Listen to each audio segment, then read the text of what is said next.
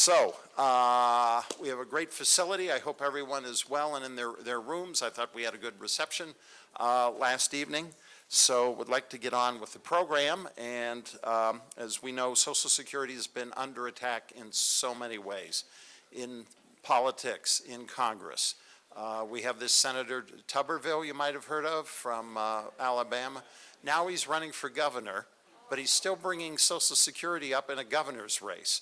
And he called it the biggest Ponzi scheme of all time, which is what the Doge Master did, you know, Elon Musk last year as well. So it's not stopping.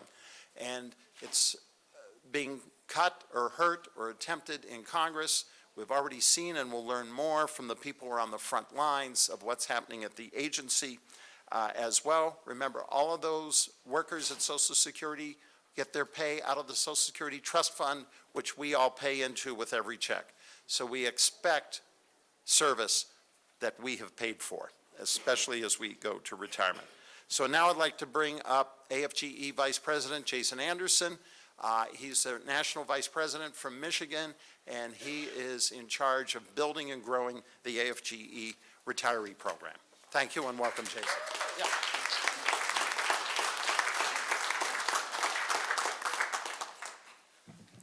Thank you so much for having me. It's an honor to be here. Thank you all.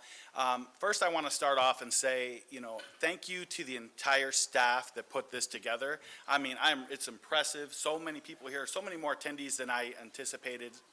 This is my first conference, and I hope to be at many, many more going forward, and I thank you all for being here. Couple things before we go forward. I heard a comment earlier about what happens in Vegas stays in Vegas. I think that was created before these things. I think I saw a lot on social media last night. Watch out for your friends next to you. I don't know.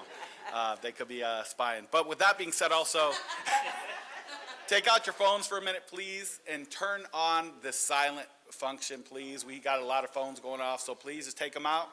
Silence your phones, and remember that throughout the rest of the program, just so we can respect each other. And also we can avoid any embarrassing moments that some of us might have experienced this morning.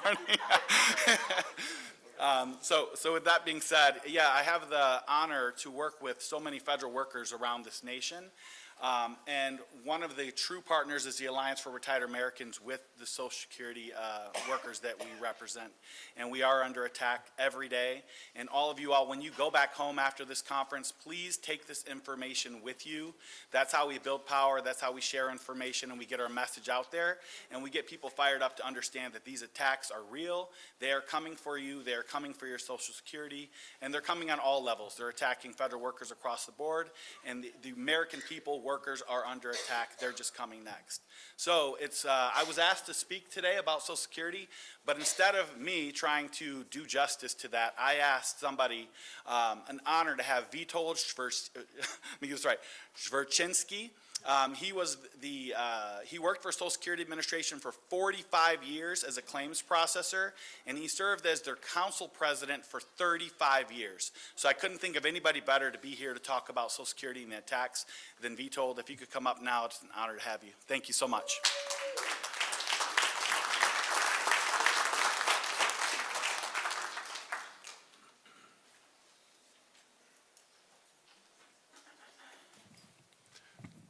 Thank you.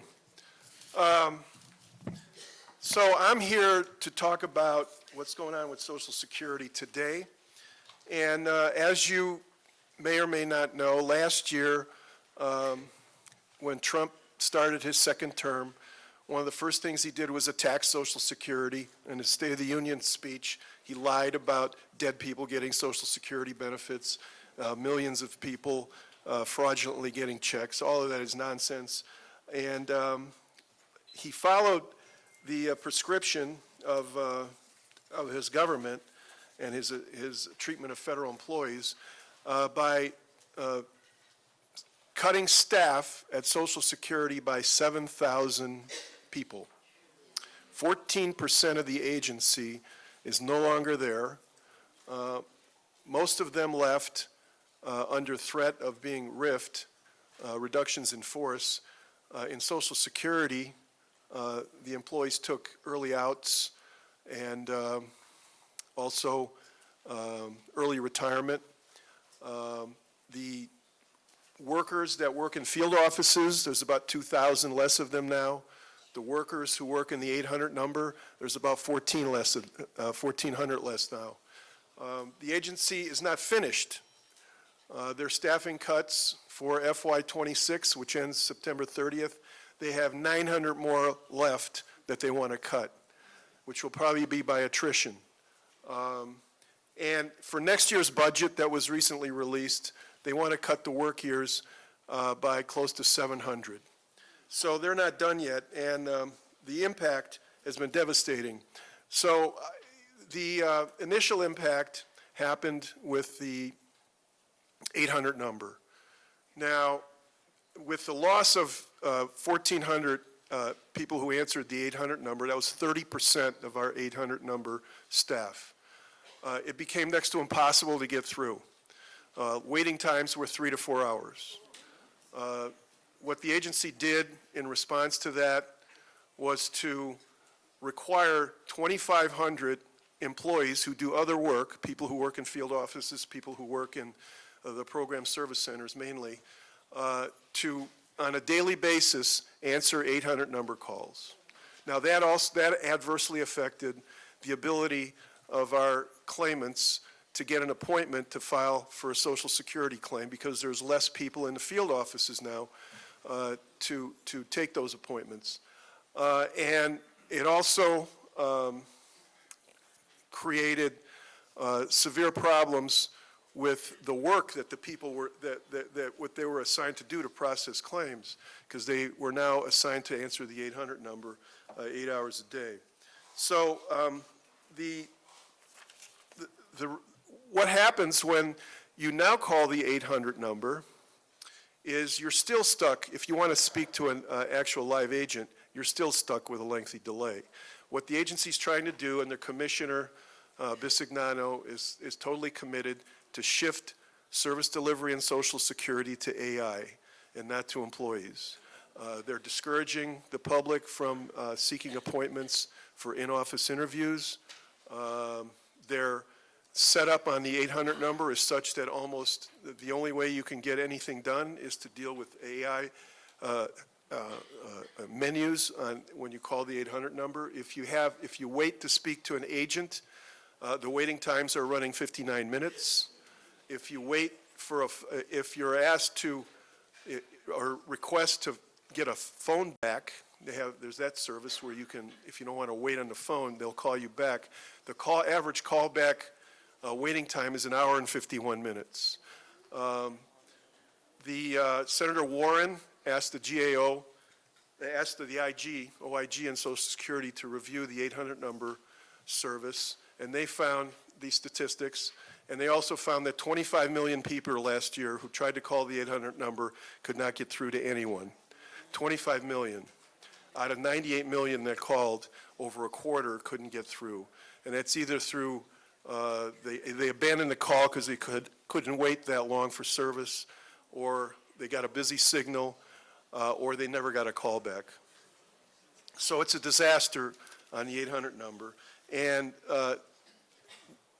as I said, it adversely affects the other parts of the agency because employees are shuffled around to try to answer 800 number calls. Now, these things are deliberate. There's no reason for the government to cut staff in Social Security. When we had good service to the public 9 years ago, look at 2017, the 1.2% of the benefits paid was the cost of the administrative budget to run Social Security. Now, the administrative budget is down to 0.86%. Now, that money comes out of the trust fund, and it has to be budgeted on a yearly basis as opposed to the benefits. Congress has not been friendly in budgeting our staff. And the agency, despite what Congress wanted, despite the budget that they had, went off and demanded these cuts. Now, some of the other adverse impacts of the staffing cuts is we've had office closings. So there wasn't any plan by the commissioner to specifically close offices, but what happened when they when they allowed people to leave on either early outs or delayed retirement or early retirement, is some offices, everyone left. So those offices have no employees. The agency has done nothing to refill the staff of those offices. So we have places, and many of these offices are in rural areas. For instance, Cody, Wyoming is one of those offices. There's no office, the closest office to Cody, Wyoming is 120 miles away. Ironwood, Michigan is another office. I believe the closest office is Marquette, that's about 100 miles away. And Decorah, Iowa is another rural office that has been closed for over a year now because the staff have left. And this is what's going to continue to happen. The employees are demoralized at Social Security. Their workloads are impossible to do. They've been kicked around, threatened with termination, been told that they can't be trusted, that every week they have to submit a list of things that they did to DOJ. They've had their benefits taken away, work at home, which is a big benefit, which employees enjoyed, was taken away. No evidence to show that any work at home adversely affected the public service. And in the teleservice centers, the TSRs that are left had their flex time and credit hours taken away. Now we've, as a union, grieved all these things and actually won the arbitration case on work at home, and the agency appealed, and got a stay on the decision. So the employees are in the same situation, and all of these things combined has caused the biggest, the largest influx of employees just leaving the agency. So it wasn't difficult for the agency to find 7,000 people to leave because the working conditions are miserable. Now, the agency also wants to change the whole theory of a community-based office. They're working on having a national teleservice distribution policy whereby if any individual asks for an appointment to file a claim on the phone, currently somebody from a community-based office where they live will call them and take their application and process it. The agency wants to nationalize that to have anyone from anywhere call someone to take that claim. So once this is implemented, someone in Las Vegas may very well get a call from someone, SSA employee from Florida or New York or Montana or Texas. Very unlikely to get a call from someone from Las Vegas to process their claim. Now, there's a lot of local issues, especially on the SSI side, state supplements and everything, that these employees are not going to know, aren't trained about.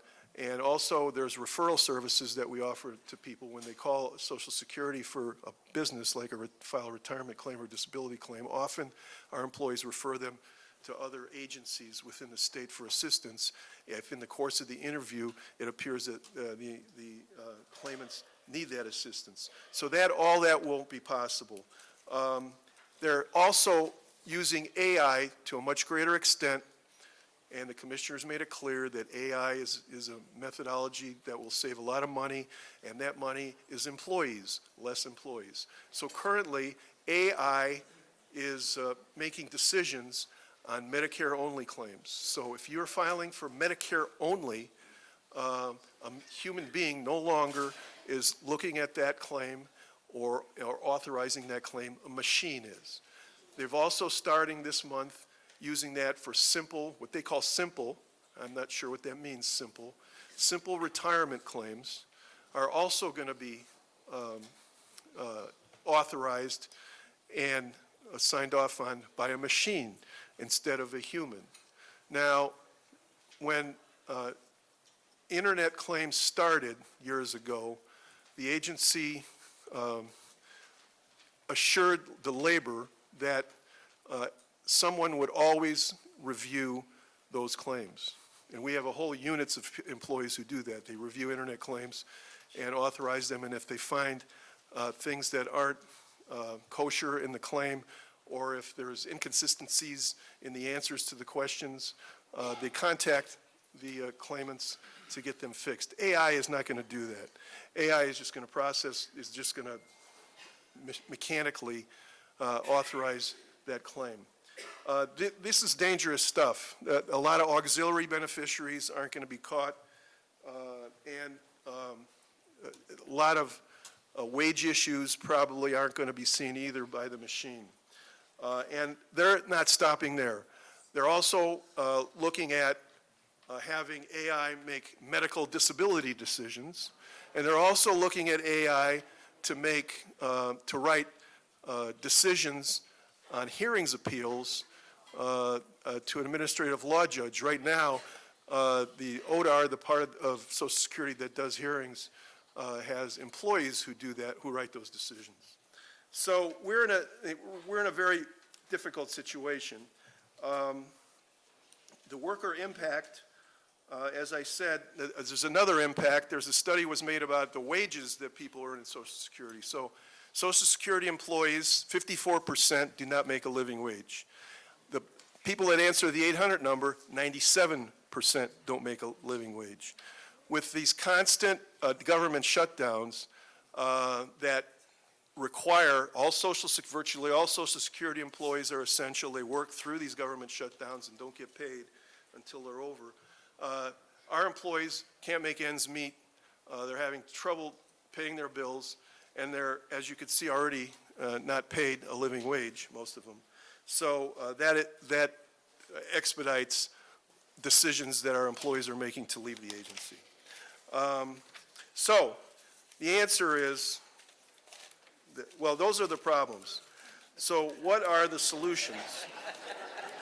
So the solutions, actually, we have a list. And the solutions are that we think that they should be a special emergency appropriations this year to restaff Social Security.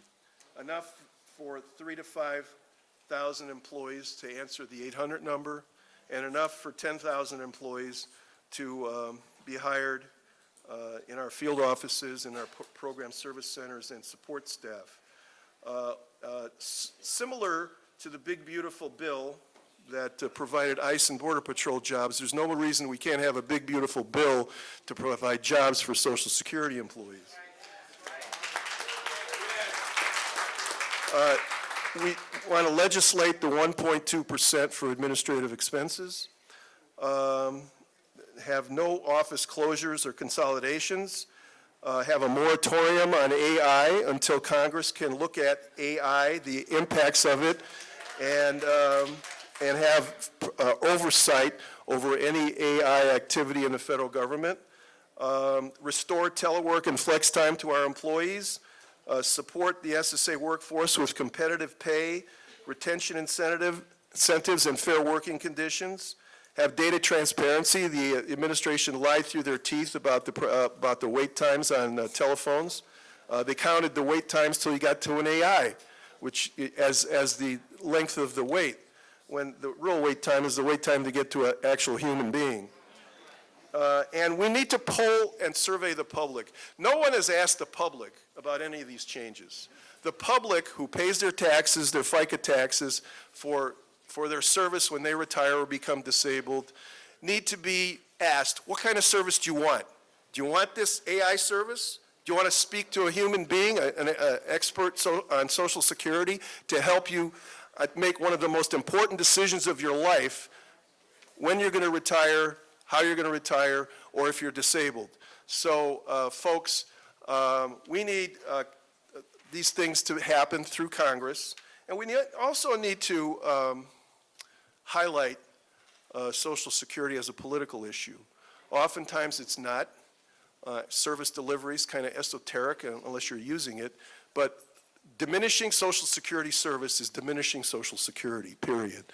And not discussing solvency, ending the cap, is dangerous, because in 7 years it'll hit that we can't pay full benefits. So if finally, I got a note here, I'm probably past time. The last thing, there's a resolution that will be on the floor today about having a worker Social Security Worker Day on June 10th. So we're going to have nationwide demonstrations at offices across the country. We're hoping that you'll pass the resolution here and support that and show up with us on June 10th at your local Social Security office to inform the public and protest what's going on at the agency. Thank you.